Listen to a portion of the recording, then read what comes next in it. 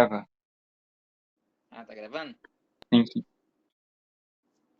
No caso, já começamos aqui a lição, né? Vamos agora, então, para a leitura bíblica em classe. Em Romanos 3, do verso 9 ao 20. Amém. Lerei um versículo e a igreja lerá outro. Amém. Pois que somos nós mais excelentes? De maneira nenhuma. Pois já dantes demonstramos que tanto judeus como gregos, todos estão debaixo do pecado. Como está escrito, não há um justo, nenhum sequer. Não há ninguém que entenda, não há ninguém que busque a Deus. Todos se extraviaram e juntamente se fizeram inúteis. Não há quem faça o bem, não há nenhum só. A sua garganta é um sepulcro aberto. Com a língua tratam enganosamente. Peçonha de áspides está debaixo de seus lábios. Cuja boca está cheia de maldição e amargura. Os seus pés são ligeiros para derramar sangue. Em seus caminhos há destruição e miséria. E não conheceram o caminho da paz. Não há temor de Deus diante de seus olhos. Ora, nós sabemos que tudo o que a lei diz, aos que estão debaixo da lei o diz, para que toda boca esteja fechada e todo mundo seja condenável diante de Deus. Por isso, nenhuma carne será justificada diante dele pelas obras da lei, porque pela lei vem o conhecimento do pecado. Amém. Ou seja, vemos aqui com esse texto a gravidade do pecado na raça humana e como ninguém será justificado por obedecer à lei. Mesmo que você pratique todas as obras da lei ali, você nunca vai ser perfeito. Então você nunca poderia ser justificado através dela. Porque aqui a gente vê, no verso 19, nós sabemos que tudo o que a lei diz, aos que estão debaixo da lei o diz, para que toda a boca esteja fechada e todo o mundo seja condenável diante de Deus. Vai ser disso que vamos falar aqui nessa lição. O pecado ele é algo geral na raça humana. Todos nós pecamos e todos nós, então, merecemos a punição por esses pecados. Mesmo que nós tentemos ao máximo sermos perfeitos, nós não vamos conseguir fazer isso. E a lei está justamente por esse motivo ali. Ela está para condenar. Olha, se você pecar, você vai ser condenado. Ou seja, pela lei, todos nós seríamos condenados. É por isso que só temos a salvação através de Jesus. Aqui, na introdução, vemos o seguinte. A queda no Éden transmitiu à humanidade a inclinação do coração humano ao erro.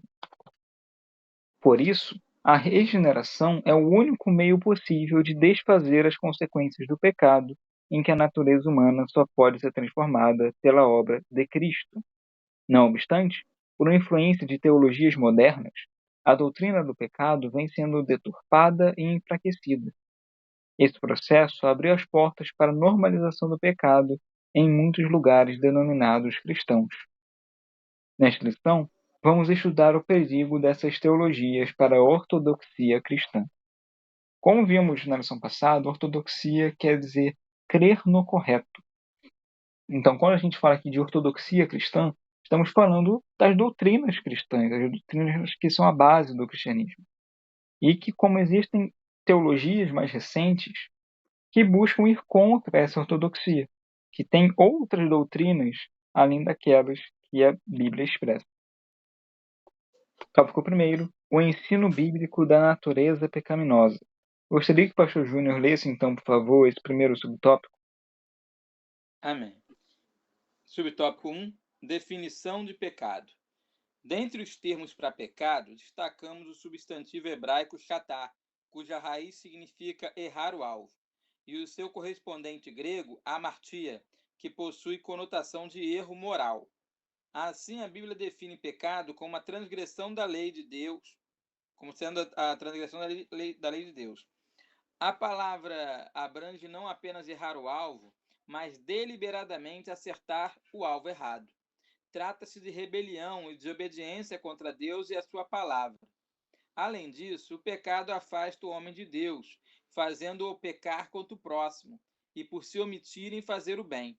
Portanto, Pecado é a condição do homem não regenerado e só pode ser expelido por meio do novo nascimento. Essa reconciliação do homem com Deus só é possível em Cristo Jesus. Amém. Ou seja, vemos aqui que o pecado ele é errar o alvo, mas não só isso. Ele é acertar o alvo errado. Então, ao invés de seguir a palavra de Deus, o pecado é ir contra tudo que Deus ama e fazer o que Deus odeia. A Bíblia fala isso, né? Que Deus odeia o mal. E fala que nós que seguimos a Ele também devemos odiar o mal. Então, quando nós pecamos, estamos fazendo justamente aquilo que Deus tem ódio. Então, nós estamos acertando o alvo errado.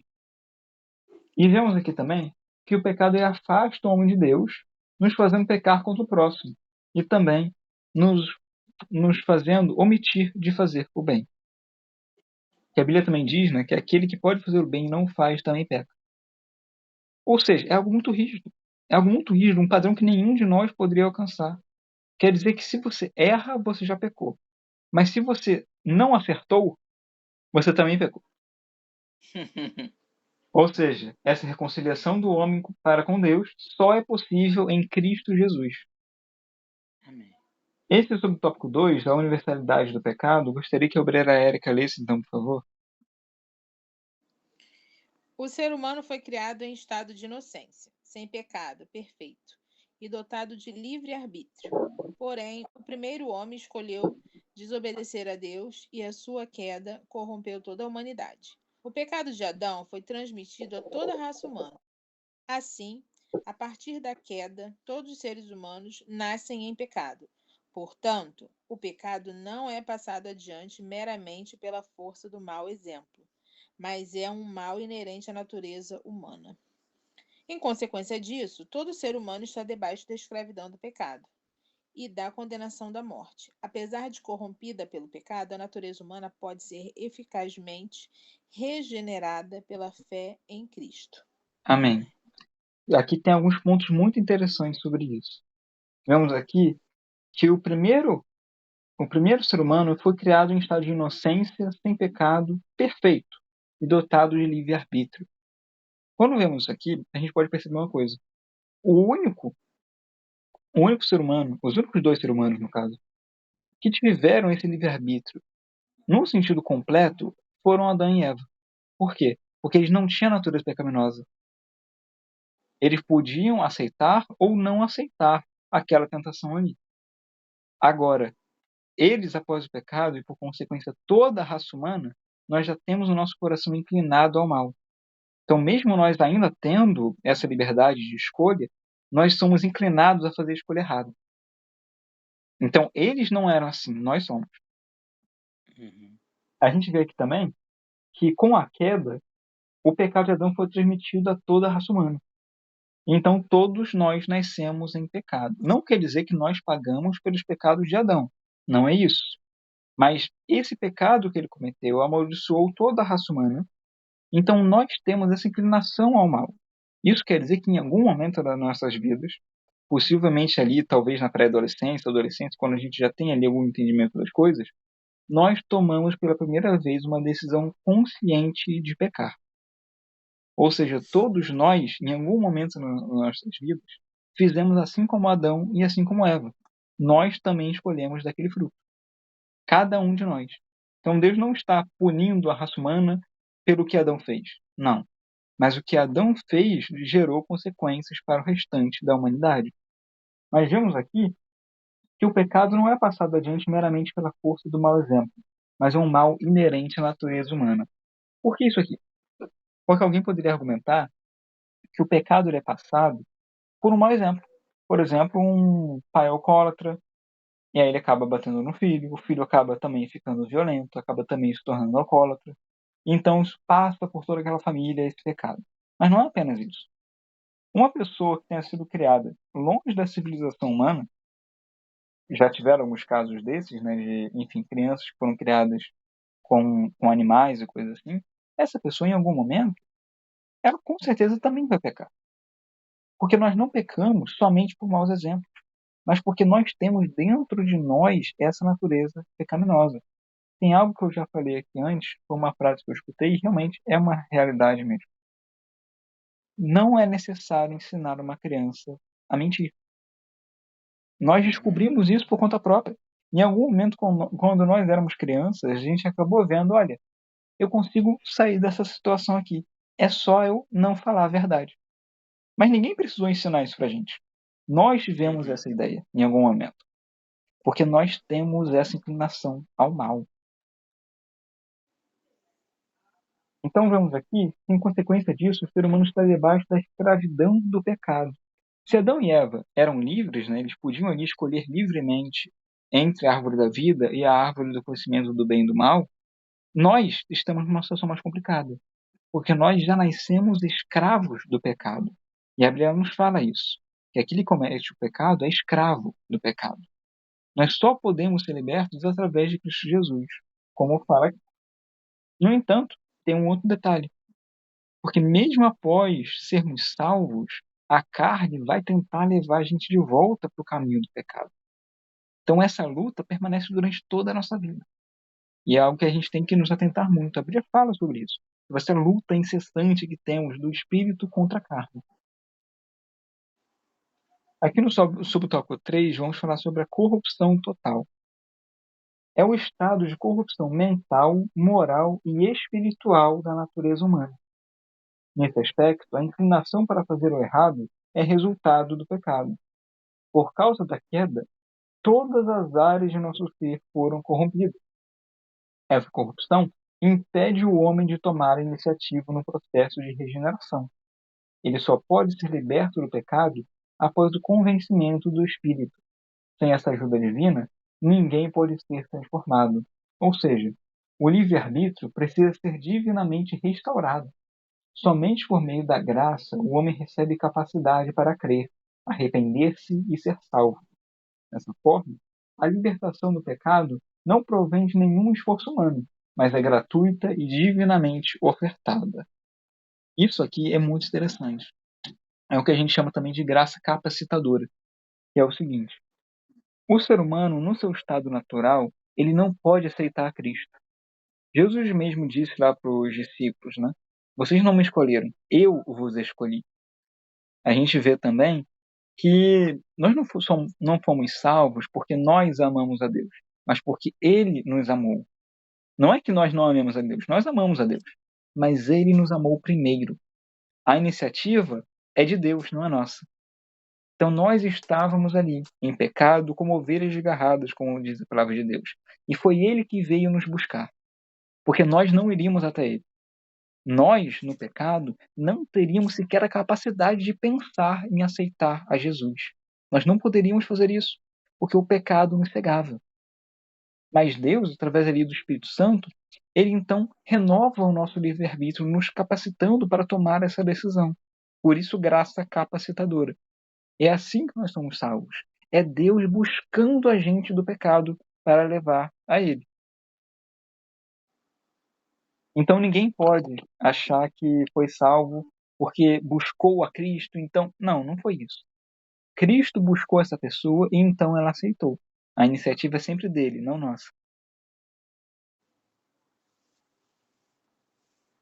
As teologias modernas. Agora então a gente vai falar sobre essas teologias mais recentes que buscam ir contra essas crenças da ortodoxia cristã. Essas que nós falamos agora, elas são um núcleo comum de crenças no cristianismo. Basicamente, todas as igrejas evangélicas, que não sejam seitas, vão acreditar da forma como falamos aqui. Claro que algumas com algumas particularidades. Por exemplo, quando se fala da graça capacitadora, os calvinistas vão interpretar de um jeito um pouco diferente. Mas a base continua sendo essa, que a iniciativa é sempre a de Deus, nunca nossa. E que nós vivíamos no pecado, que nós temos ainda que lutar contra o pecado. Esse é o núcleo desse conceito, mas muitas teologias recentes acabam indo contra isso, acabam diminuindo a importância que o pecado tem, acabam diminuindo a gravidade dele, dizendo que não é bem assim, e nós vamos entender melhor sobre essas teologias agora. Teologia do pecado social. A tese do pecado social remonta aos concílios católicos de Medellín. em 1968, na Colômbia, e Puebla, em 1979, no México. Essa tese defende que o pecado é algo que se constrói por meio de estruturas opressoras, tais como a pobreza, a injustiça e a desigualdade. Dessa maneira, a redenção do pecado não se restringe ao aspecto espiritual, sendo preciso tratar as questões sociais. O pecado deixa de ser tratado no nível da moral e passa a ser considerado no nível econômico e social. A mudança de ênfase do pecado original, a natureza humana, para o pecado social, que é algo estrutural, enfraquece a responsabilidade moral do pecador. Então, deixa-se de enfatizar a causa para explorar os sintomas. A partir daí, resolver as questões da ordem social é visto como solução para o problema do pecado. Naturalmente, essa é uma deturpação do ensino bíblico a respeito do pecado. Isso aqui é muito interessante. Olha só. A mudança da ênfase do pecado original para o pecado social enfraquece a responsabilidade moral do pecador. Quando a gente fala aqui sobre estruturas opressoras, a pobreza, a injustiça, a desigualdade, são coisas ruins. Mas elas são consequências do pecado, elas não são a causa. O pecado não é algo social, ele é algo espiritual. Mas é claro que ele causa efeitos sociais. A pobreza é um resultado do pecado, assim como a desigualdade, a injustiça, tudo isso são consequências do pecado. Mas agora, evitar falar do pecado em si e falar apenas dos sintomas dele não é uma boa estratégia. E é contra o que a Bíblia nos ensina. Não quer dizer que nós devemos desprezar esses problemas. Nós devemos tratar eles sim na sociedade. Mas eles não podem ser tratados em um grau de superioridade em relação às Escrituras. Nós temos que primeiro focar no que temos aqui, que é a parte espiritual. Então a gente resolve essas coisas sociais. A gente pode fazer essas duas coisas. Nós não precisamos escolher apenas uma delas para resolver.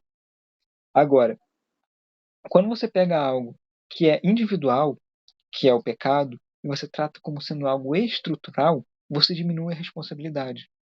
Então, não, essa pessoa aqui, ela pecou, mas ela só pecou porque ela era pobre, porque ela não tinha outras condições. Então, na verdade, você está arrumando algum tipo de desculpa e diminuindo a gravidade. Sim, a condição social dela pode ter contribuído para ela cometer aquele pecado, mas isso não tira o fato de que ela pecou. As duas coisas têm que ser tratadas, não somente uma delas. Então, nós devemos focar, sim, na parte social, isso é verdade. Mas quando falamos de pecado, estamos falando de algo espiritual. Estamos falando de algo de natureza moral em relação para com Deus. Aqui no subtópico 2, vamos falar então sobre algo que tem a ver com isso também, que é a teologia da libertação. Pelo nome parece algo muito bom, né? Parece algo que vai libertar as pessoas, mas vamos ver que não é bem assim. A teologia da libertação tem afinidade com as ideias socialistas de Karl Marx. Essa teoria busca libertar o oprimido das estruturas opressoras da sociedade. Ela nasce na década de 1970, com Gustavo Gutierrez, no Peru, e Leonardo Boff, no Brasil. Para eles, o estudo teológico não deve estar centrado em doutrinas bíblicas para libertar o homem do pecado, mas na indignação social para libertar o homem da injustiça social, econômica e cultural. Desse impulso surgem as teologias de cunho emancipatório de gênero, a transexualidade, de sexualidade, a homossexualidade, e de raça. Essa teologia aqui da libertação ela é mais comum em alguns círculos católicos. Então, igrejas católicas não tradicionais, ou às vezes aqueles católicos não praticantes, eles vão acabar, algumas vezes, dependendo ali da posição política deles, acabar tendendo para a teologia da libertação. Agora, vamos falar aqui sobre uma que está no meio evangélico.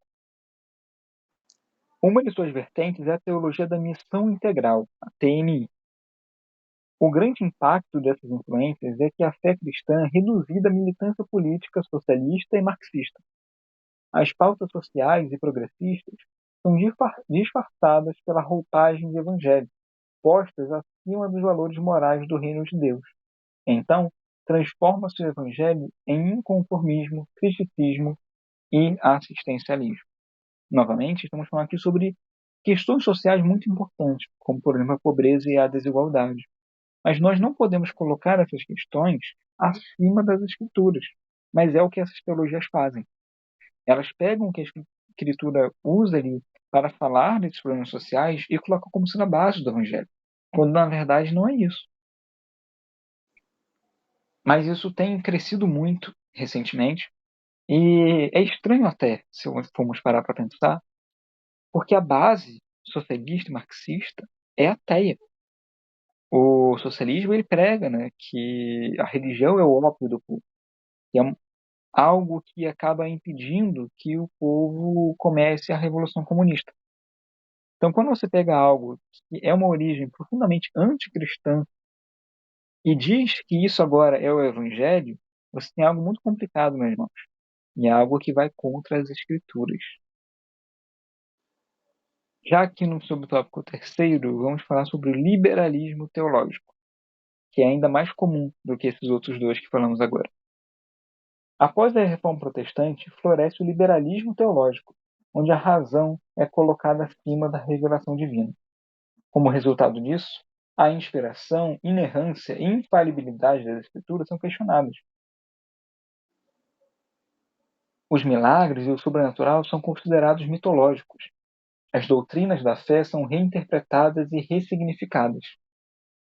Troca-se a mensagem da salvação de arrependimento, confissão de pecados e mudança de caráter por uma visão progressista que enfatiza a transformação social pelo paradigma do marxismo. Assim, o pecado é relativizado, o ecumenismo religioso é propagado e toda a experiência espiritual é considerada válida. O ideário da teologia liberal é de oposição às antigas doutrinas bíblicas que se fundamentam na revelação das Escrituras. A Bíblia nos diz claramente que a nossa base tem que ser as próprias Escrituras. A Bíblia nos diz, né, que, não lembro agora cada palavra do versículo, mas nos fala, fundamentados nos profetas, nos apóstolos, cuja pedra fundamental é Cristo. Então, a nossa base tem que ser essa, tem que ser as Escrituras. Então, quando nós começamos a ir para um outro lado, eu não vou dizer nem racionalizar, porque a razão é tratada positivamente na Bíblia. A Bíblia não nos ensina uma fé que somente escuta e apenas isso. Não, não. Nós somos ensinados a avaliar. A Bíblia fala bem, por exemplo, dos bereanos, que eles escutavam a palavra e eles viam, então, na Bíblia, se aquela pregação estava correta. Então, quando hoje em dia se fazem estudos bíblicos, ou às vezes arqueologia bíblica, e muitas outras coisas, por exemplo, utilizando da ciência, isso não é errado, muito pelo contrário. Isso é muito bom para o estudo das Escrituras. Agora, quando você toma como pressuposto que o sobrenatural não existe, aí você está fazendo algo muito errado. Isso já existia na época de Jesus, né? Os saduceus, eles não criam em anjos, nem e, se não me engano, nem na ressurreição, inclusive. Nem na ressurreição. Aí. E eles estavam errados, né? Já, por exemplo, os fariseus, apesar da hipocrisia deles, o que Jesus disse? Façam o que eles falam e não o que eles fazem. Ou seja, Jesus... Quando Paulo estava preso, né? Quando Paulo estava preso, e havia ali os fariseus e os saduceus acusando ele então ele pega e ele cria um tumulto, né? Ele diz assim, em minha defesa, eu quero dizer que eu sou fariseu, filho de fariseu, criado aos pés de Gamaliel, que era fariseu, e eu sou julgado aqui, eu estou sendo acusado, porque eu acredito nos anjos, eu acredito na ressurreição da alma, eu acredito no Espírito, e os saduceus não acreditam nisso. Por isso que eu estou sendo acusado. Pronto, deu uma briga entre os saduceus e os fariseus, e ele ficou só olhando. Então é interessante porque, olha só, Jesus, ele afirmou a doutrina dos fariseus ali. Ele disse, olha, façam o que eles fazem, o que eles falam e não o que eles fazem. Então, os fariseus eram os que estavam, digamos assim, mais perto da doutrina correta ali. Não quer dizer que eles estavam 100% certos, mas eles estavam mais perto em relação do que os saduceus. Então, o problema é que eles eram uns demagogos, né? Exatamente, exatamente. E, tipo, eles sabiam a palavra. Jesus lançava a hipocrisia dele, né? Sim, e isso é algo que pesa muito contra aqueles fariseus. Por quê? Porque eles conheciam a palavra. Eles sabiam do que eles estavam falando e mesmo assim eles não praticavam. Mas voltando aqui, então usar, por exemplo, a ciência para estudar a Bíblia é algo válido, é algo bom. Agora, quando você, na verdade, está colocando ali o ceticismo contra a palavra de Deus, por exemplo, usando um termo que muitos usam hoje em dia, que é o cientificismo, né? Que é uma ideia de colocar a ciência como sendo quase uma deusa, né? Quando, na verdade, ela é só um método para tentar alcançar a verdade, isso acaba causando muitos problemas. Porque a ciência, ela muda o tempo inteiro, porque ela está sendo desenvolvida. Agora, a palavra de Deus, ela não muda. Ela está aqui do jeito que estava há milhares de anos atrás. E está correta. Então, quando você parte de pressupostos cientificistas ou de pressupostos materialistas, né, a ideia de que a única coisa que existe é o que é material, então você está ali pronto para causar uma heresia. E é o que o liberalismo teológico faz. Já vi muitas coisas ditas por supostos pastores aí da teologia liberal, né, são completas heresias. É algo que, se você pega 50 denominações evangélicas, nenhuma delas concorda com aquilo. Porque é algo que vai muito além do que que a gente sequer pensa que alguém poderia imaginar a partir das escrituras. Então é algo muito perigoso. O liberalismo teológico é algo muito perigoso para a igreja cristã. E vemos aqui, né, que o pecado é relativizado e o ecumenismo religioso é propagado e toda a experiência espiritual é considerada válida. Isso é o que acontece muito nesses círculos de teologia liberal. Eles acabam pregando que todos os caminhos levam a Deus, que Jesus é um dos caminhos e não o caminho. Isso também, obviamente, é uma heresia muito grave e que claramente está levando pessoas para o inferno. Não é algo que pode ser relativizado. Quando eu era novo convertido, eu costumava dizer que todos os caminhos levam a Deus. Isso está certo. Sim, sim. Só Jesus leva a salvação. Mas se Isso você aí. quiser se apresentar para ser julgado e condenado, lançado no inferno, então qualquer caminho vale. Pois é. Aqui no tópico 3, vamos falar então sobre a normalização do pecado. Gostaria que o pastor Júnior então lesse então aí, por favor, esse subtópico primeiro. Amém. Crise ética e moral.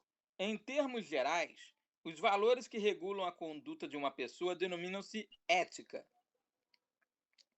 E a prática dessa conduta recebe o nome de moral. Nessa concepção, a obediência aos princípios bíblicos reflete o caráter de um cristão. Porém, o conceito deturpado e relativizado do pecado resulta em desvio e falha de caráter. Desse modo, a sociedade deixa de ser eticamente sólida e se torna moralmente desajustada. Dessa crise de integridade irrompe ações incompatíveis com a fé bíblica. Temas progressistas violam a ética e a moral bíblica e passam a ser normalizados, tais como a imoralidade sexual, o aborto e o uso de drogas ilícitas. Isso aí. Então, olha só, o pecado, ele está no mundo há muito tempo. E ele já causou um estrago muito grande e vai causar ainda estragos maiores. Essas coisas que estamos falando aqui, sobre a imoralidade sexual, aborto, drogas, a tendência é que isso piore. A tendência é que as pessoas comecem a tratar cada vez mais essas coisas como sendo normais. É o padrão. Pois é. Não me lembro agora os valores exatos, mas nos anos recentes a quantidade de abortos realizados no mundo foi muito grande. Foi muito grande. Inclusive, se eu não me engano, em um ano chegaram a ter mais abortos do que mortos por Covid. Mas ninguém se importa. Por quê? Porque eles ainda não tinham nascido. Então, para essas pessoas, é como se essa vida não tivesse valor. É algo muito sério. É algo muito sério. Mas é tratado, em muitos lugares, hoje em dia, com normalidade. Só que nós, aqui no Brasil, tendo uma população, teoricamente, de maioria cristã, não podemos aceitar esse tipo de coisa. Mesmo a maioria ainda sendo católica, eles também são contra o aborto, os católicos verdadeiros, né? Então, nós não deveríamos aceitar que esse tipo de coisa seja normalizada, mas está acontecendo. Está acontecendo. Assim como, por exemplo, a imoralidade sexual, o uso de drogas e outras coisas mais. A tendência é que isso seja cada vez mais normalizado. Imoralidade sexual. A deturpação da doutrina do pecado favorece o avanço da imoralidade sexual. Em defesa da liberdade de decisão sobre o corpo, banaliza-se o sexo pré-conjugal, extraconjugal, normaliza-se a homossexualidade, e a doutrina da castidade é vista como opressora. Isso aqui é muito interessante. Porque quando a gente fala sobre imoralidade sexual, a gente fala muito contra o homossexualismo, o transexualismo, coisa assim. Mas são muitos outros os pecados de imoralidade sexual. A Bíblia trata todos eles como imoralidade. Então, se nós falamos contra homossexualismo, nós temos também que falar contra o sexo antes do casamento. É pecado da mesma forma. A Bíblia trata ambos como sendo pecados. Nós não podemos focar, olha, esse aqui é pecado, mas esse aqui tudo bem. Esse aqui é só a pessoa se casar que está tudo certo depois. Não é assim. É algo muito sério. Se a pessoa cometeu esse pecado, ela deve se arrepender e pedir perdão a Deus. Ela se casar não resolve o problema. Ela tem que pedir perdão a Deus e se arrepender. E se casar, obviamente, né, para não continuar ali no pecado. Isso no caso aqui do sexo antes do casamento. E muitos outros pecados de natureza sexual, eles são tratados com normalidade. Hoje em dia, alguém se manter virgem até o casamento é algo incomum. Se alguém fala isso, ela vai ser zombada por muitas pessoas, inclusive. Porque muitas pessoas, primeiro, que não vão acreditar que alguém faça isso hoje em dia, e, em segundo lugar, vão achar que não há motivo para tal. Então, muitas coisas que a Bíblia trata como coisas muito sérias, hoje em dia estão sendo normalizadas, banalizadas, como se fossem coisas normais e que não tenha nada de errado. Mas tem sim. Nesse aspecto, o afrouxamento da moral, o ensino da ideologia de gênero e a erotização da infância promovem luxúria e licenciosidade. O pecado é tolerado, a família é desconstruída e a doutrina da santidade é negligenciada. Aqui no subtópico terceiro, então, vamos falar sobre a dessacralização da vida. As Escrituras ensinam que a vida humana é sagrada, porque tem origem divina. Por consequente, a vida é inviolável e deve ser valorizada. O corpo humano deve ser cuidado, alimentado e preservado. Não obstante, a vulgarização do pecado fomenta ideologias que desprezam a sacralidade e a dignidade humana. Propala-se a autonomia incondicional sobre o próprio corpo, sem as devidas limitações éticas e morais. O slogan "Meu corpo, minhas regras" reivindica o pseudo-direito de a pessoa usar drogas, prostituir-se, abortar, cometer o suicídio e a eutanásia. Assim, o corpo, que é o templo do Espírito Santo, é profanado. A criatura, de modo proposital, afronta a vontade do Criador. Isso é um assunto interessante. Claro que a pessoa ela tem o direito, digamos assim, civil, de fazer muitas coisas com o seu próprio corpo. No entanto, por exemplo, no caso do aborto, não é o corpo dela, é o corpo de outro indivíduo. E caso alguém queira algum dia argumentar contra isso, tem um jeito bem fácil de provar. O DNA do feto não é o mesmo da mãe. Ele é um indivíduo diferente. Ele já possui um DNA próprio, comprovando a individualidade. Então, no caso do aborto, não é um direito sobre o próprio corpo da mulher. É um direito sobre o corpo de outra pessoa. E esse direito ela não possui. Quando se fala, por exemplo, de usar drogas, isso pode sim afetar outras pessoas. É o que vemos, por exemplo, na Cracolândia e também em outros casos mais individuais, por exemplo, em pessoas que se tornam viciadas e começam a vender muitas coisas dentro de casa para manter o vício. O vício, por exemplo, no cigarro, ele acaba afetando as pessoas próximas a ela ali, que se tornam fumantes passivos, que acabam, inclusive, tendo muitos dos efeitos como se fossem fumantes. Então, quando uma pessoa usa drogas, não está afetando somente ela mesma, está afetando toda a sociedade ao redor dela. A prostituição também degrada moralmente a sociedade. O suicídio é algo que vai afetar os familiares, as pessoas próximas daquela pessoa também, além dela própria. E a eutanásia é um assunto que também está bastante alto agora, né? Que é a ideia de uma pessoa que está em uma condição muito difícil, por exemplo, alguma doença incurável, e a família ou a própria pessoa poder optar pelos aparelhos serem desligados para que ela morra, né? Sendo que isso é uma forma de suicídio. Existem formas hoje em dia da pessoa ter cuidados paliativos. Então é um assunto muito complicado, muito complexo esse assunto da eutanásia. Mas de uma forma ou de outra é suicídio. É algo que não deve ser banalizado também, é algo que deve ser tratado com muito cuidado. Não como se, é o direito da pessoa se matar. Porque uma pessoa que está passando por uma situação dessas, ela não está nas plenas faculdades mentais. Não tem como ela estar pensando racionalmente sobre o que ela realmente quer se ela está numa situação dessa. Então é algo muito complexo. A sociedade não pode banalizar algo assim. Mas é o que vem acontecendo. Por quê? Porque a vida está sendo tratada como pouca coisa. E gostaria de fazer um adendo aqui, que com o passar dos anos, a vida foi sendo mais valorizada. Provavelmente pela influência do cristianismo no mundo. Porque antigamente, e até mesmo hoje em dia, né, em relação aos povos que ainda não têm contato aqui com o Ocidente, eram feitos sacrifícios infantis.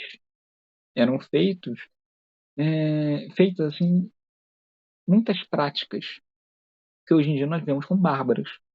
Mas as pessoas aceitavam, porque para elas a vida humana não tinha o valor que nós hoje em dia acreditamos que tem. Então, quando estamos falando desses assuntos aqui, sobre liberar esse tipo de coisa, estamos retrocedendo a sociedade. Estamos voltando a padrões das épocas tribais e bárbaras. Nós avançamos muito para chegar onde estamos hoje, onde a vida humana é tratada com dignidade. Nós vemos na época do Antigo Testamento que por qualquer coisa alguém era morto. A morte era algo muito comum entre eles, né? As guerras aconteciam o tempo inteiro, muitos mortos de todos os lados. Hoje em dia, as coisas estão muito diferentes. Nós avançamos como sociedade.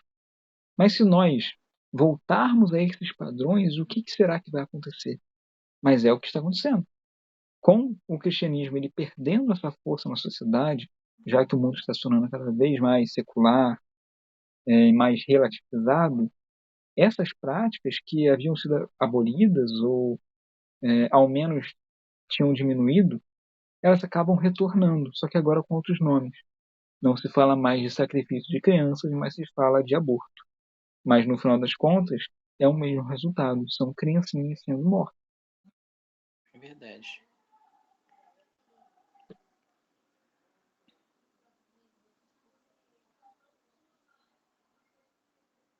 Antes de irmos aqui para a conclusão, tem um auxílio teológico que eu gostaria de ler aqui, que é o seguinte: A sombra do pecado. Compreender o pecado nos ajuda no conhecimento de Deus, porém o pecado distorce até mesmo o nosso conhecimento do próprio eu. Mas se a luz da iluminação divina consegue penetrar essas trevas, e não somente as trevas, mas também a própria luz, então poderão ser melhor analisadas. Percebe-se a importância prática do estudo do pecado na sua gravidade. O pecado é contra Deus. Afeta a totalidade da criação, inclusive a humanidade. Até mesmo o menor dos pecados pode provocar o juízo eterno. E o remédio para o pecado é nada menos que a morte de Cristo na cruz. Falamos então muito aqui sobre o pecado, mas a Bíblia já nos fornece uma solução: a morte de Cristo na cruz. Ele já pagou por tudo isso. Mas, para que nós possamos então ser salvos através de Cristo, precisamos aceitar o sacrifício que ele fez por nós e seguir a ele. Ele morreu por nós, então nós devemos viver para ele. Vemos isso na Escritura e é o que devemos fazer. E nós devemos ser exemplo para o restante da sociedade. Se nós realmente estivéssemos sendo esse exemplo, a situação não estaria tão difícil como está hoje. Mas temos aí na sociedade muitos supostos evangélicos, muitos supostos líderes cristãos sendo péssimos exemplos.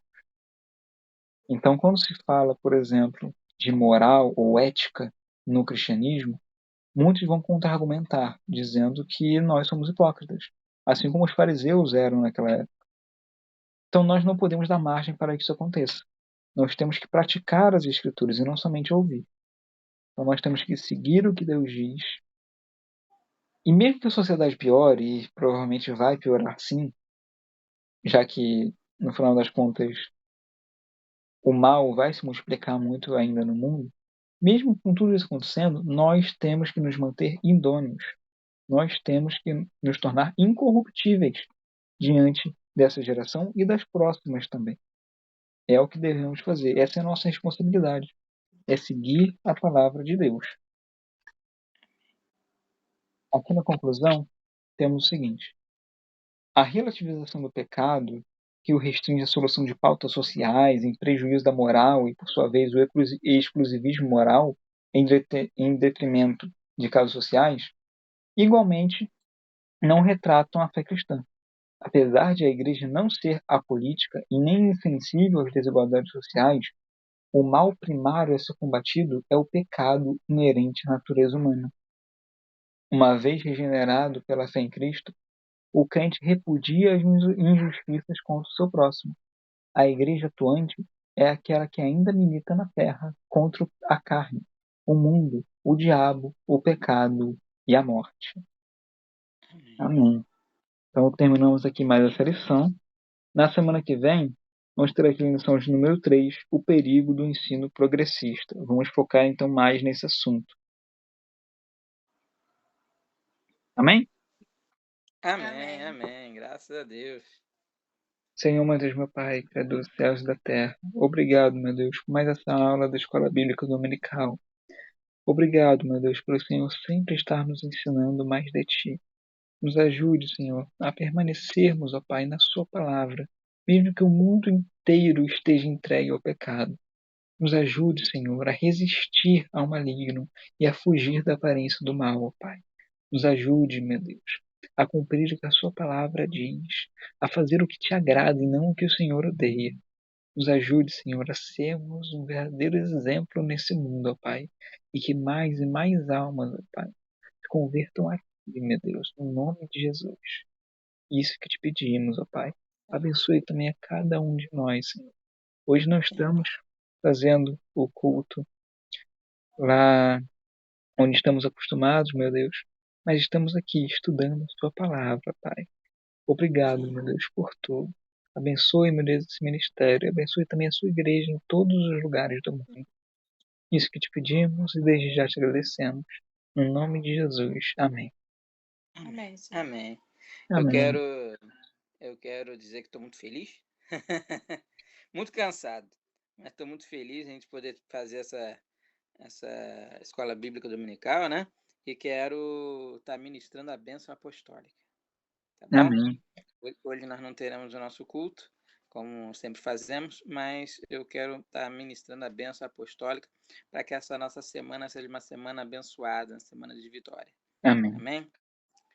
O grande amor de Deus, a graça e a paz de nosso Senhor e único Salvador Jesus Cristo, a comunhão e as consolações do Divino Espírito Santo de Deus permaneçam sempre sobre todos aqueles que esperam a volta do Senhor Jesus e todos digamos Amém. amém.